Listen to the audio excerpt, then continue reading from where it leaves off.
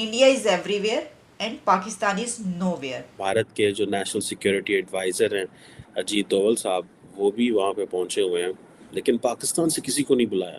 हमें इस समिट में बुलाने या ना बुलाने से वहाँ पर जो इशू डिस्कस होना उस पर कोई फ़र्क नहीं पड़ता, कोई असर नहीं पड़ता। They are continuously ignoring Pakistan. Bilateral relations तो हमारे हैं अरब वर्ल्ड के साथ, लेकिन वो जो इस तरह के जो मल्टीलैटरल सेटिंग्स हैं उसमें वो हम इग्नोर कर रहे हैं। एक ऐसा मुल्क जो इस वक्त मून मिशन कंप्लीट कर रहा है, वो एक ऐसे मुल्क से बात करना क्यों चाहेगा जिसकी ना तो इकोनॉमिकल कंडीशन स्टेबल हैं, जिसकी ना कोई पॉलिटिकल वॉइस है दुनिया में। रशिया और यूक्रेन के बीच कोई टॉक्स करवा सकता है, कोई पीस फार्मूला सामने आ सकता है, तो वो सिर्फ और सिर्फ इंडिया है। हमारे यहाँ पे अगर हम ये एक नॉर्मल इंसान से बात करें, वो कहेगा भाई तुम क्या इंडिया की तारीफ कर रहे हो। ना करें, आप नहीं करेंगे तो क्या दुनिया नहीं कर रही।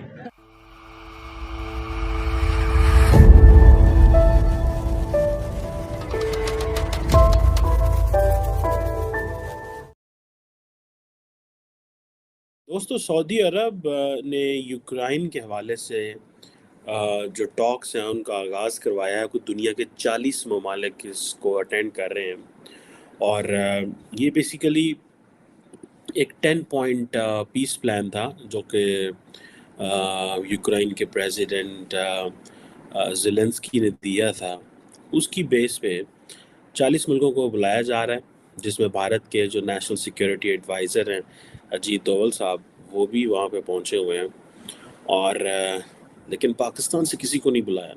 सऊदी अरब जो आज इनिशिएटिव ले रहा है, इस इनिशिएटिव में पाकिस्तान को नहीं बुलाया जा रहा। और सुनने में ये आ रहा है कि पाकिस्तान जो है वो जो 10 पॉइंट्स हैं जो कि ज़ेलेंस्की के पीस प्लान उसका हिस्सा नहीं है। अजीत डोवल साहब वहाँ पे हैं। Obviously they have they will have eyes and ears of the leadership of the Saudi leadership. They will meet everyone there. Pakistan 240 million का मुल्क है। 240 मिलियन का मुल्क है, लेकिन रेलिवेंट नहीं है। फूड हमारा मसला है, बिकॉज हम डिपेंडेंट हैं। हम सारा टाइम जो है वो पैसे मांग रहे हैं सऊदीज़ को। जो बिलावल साहब है वो किधर है, और वो क्या कर रहे हैं, वो क्या सोच रहे हैं, उनको क्या जो है वो उनकी क्या रेलिवेंस है इंटरनेशनल पॉलिटिक्स में। कि यूक्रेनी फॉरेन मिनिस्टर आपके मुल्क का आ रहा है कि तो खुराक दी गल्ला करना आ रहा है, लेकिन when it comes to a summit on Ukraine आपको बुलाया नहीं जाता है। सऊदी अरब को पाकिस्तान को मेरा ख्याल है इनवाइट करना चाहिए था।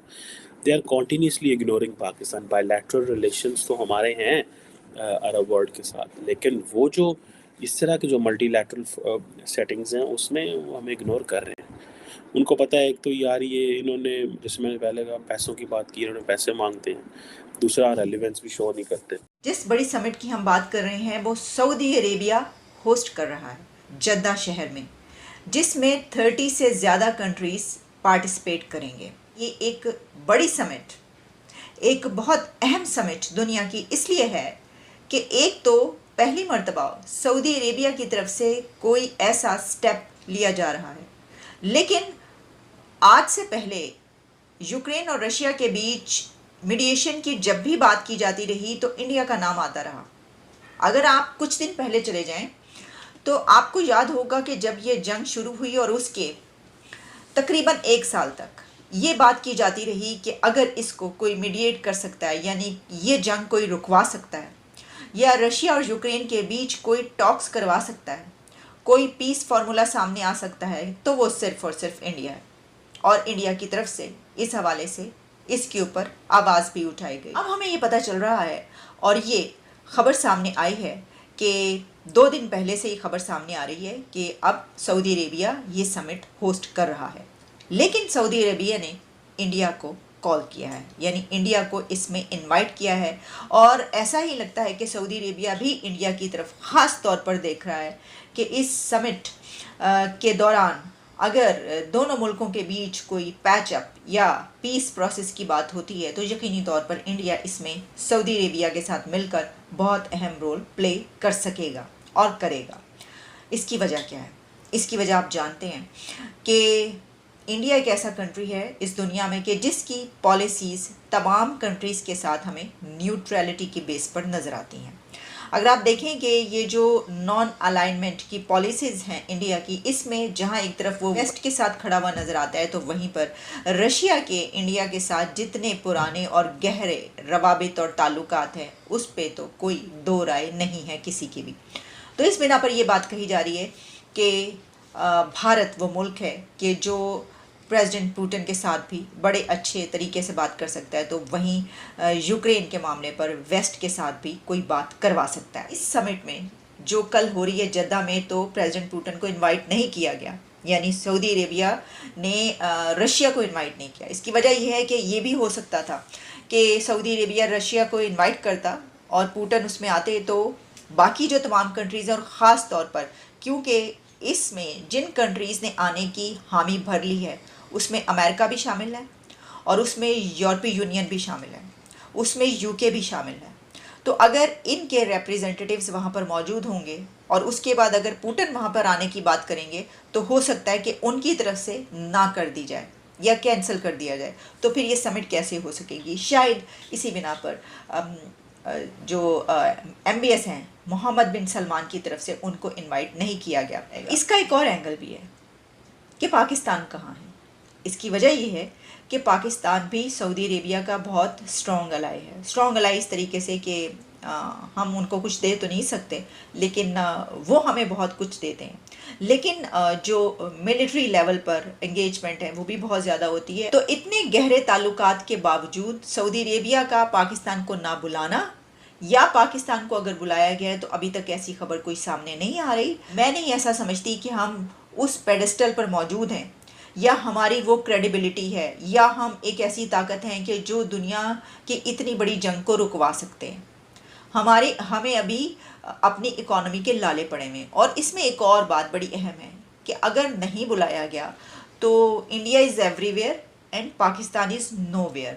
हालांकि वैसे तो सऊदी अरेबिया के इंडिया से जो ताल्लुकात हैं वो भी बहुत ज़बरदस्त हैं, बल्कि अगर हम ये कहते हैं कि दो कंट्रीज़ के बीच जो रिलेशंस होते हैं वो म्यूचुअल इंटरेस्ट पर होते हैं, तो फिर इस तरह सऊदी अरेबिया और इंडिया के रिलेशंस हमसे कहीं ज़्यादा बेहतर हैं। हमें इस समिट में बुलाने या ना बुलाने से वहाँ पर जो इशू डिस्कस होना उस पर कोई फ़र्क नहीं पड़ता, कोई असर नहीं पड़ता। एक ऐसा मुल्क जो इस वक्त मून मिशन कंप्लीट कर रहा है, वो एक ऐसे मुल्क से बात करना क्यों चाहेगा जिसकी ना तो इकोनॉमिकल कंडीशन स्टेबल हैं, जिसकी ना कोई पॉलिटिकल वॉइस है दुनिया में। और उसके अलावा फिर इससे हटके भी देखें, आपके फॉरेन मिनिस्टर ने विज़िट किया था इंडिया, वहाँ के फॉरेन मिनिस्टर ने आपके फॉरेन मिनिस्टर को एज अ टेररिस्ट स्टेट के रिप्रेजेंटेटिव के तौर पे ट्रीट करते हुए मिलना पसंद नहीं किया प्रॉपर्ली। आजकल पाकिस्तान के जो मिनिस्टर्स हैं वो ये कहते नज़र आ रहे हैं, एक तासुर देते नज़र आ रहे हैं कि भाई इंडिया तो ऑलरेडी वेस्ट के साथ मिला है, वेस्ट की डार्लिंग है इंडिया।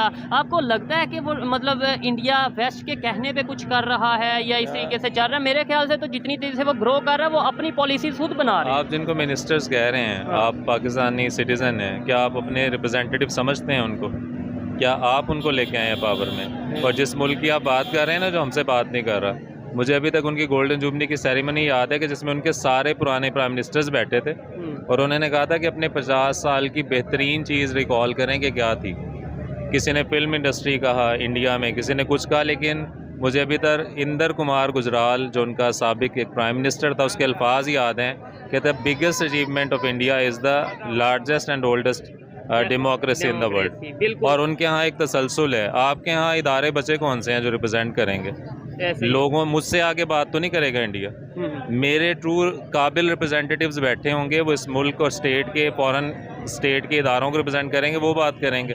तो मैं तो समझता हूँ ये जो मिनिस्टर्स या कैबिनेट आज बैठे हैं वो मेरे रिप्रेजेंटेटिव ही नहीं है, वो तो हम पे इम्पोज किए गए हैं। आपके अभी मोदी का स्टेटमेंट मैंने अभी देखा है 2 हफ्ते पहले, वो कह रहा था कि पाकिस्तान में तो हमें ये भी देखना पड़ता है हम बात करें किससे, आर्मी से करें, किससे करें, कौन रिप्रेजेंटेटिव है। तो ये बड़ा वैलिड इशू है, हम नहीं जानते, दुनिया जानती है। अगर आप मोदी की एग्जांपल लें, बड़ा उसको कहा जाता है कि वो चाय के एक ठेले से उठ के आया था, तो ये क्या आदत मुझे पाकिस्तान में दिखाएं? ऐसे कितने लोग हैं जो आप समझते हैं कि बिल्कुल पब्लिक की रिप्रेजेंटेटिव हैं और पब्लिक की सतह से उठ के वो असेंबली में गए हैं। आपके यहाँ तो एलीट बैठी हुई है पूरी, या फ्यूडल लैंडलॉर्ड्स बैठे हैं, वो हमारे रिप्रेजेंटेटिव्स ही नहीं है। हमारे यहाँ पे अगर हम ये एक नॉर्मल इंसान से बात करें, वो कहेगा भाई तुम क्या इंडिया की तारीफ कर रहे हो?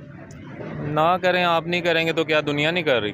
ये बात तो है। लोग तो कर रहे हैं ना। मतलब नुकसान आपके हमारा यहाँ है। मीडिया आज़ाद है, पहला सवाल ये है। मीडिया में हम तो टीवी नहीं देख रहे आजकल। मैं तो यूट्यूब देखता हूँ, या मुझे ओपिनियन लेनी है तो मैं इंटरनेशनल चैनल्स देखता हूँ। हाँ। मैं तो अपने मुल्क के चैनल नहीं देखता, मुझे पता है कि बिक गए हैं।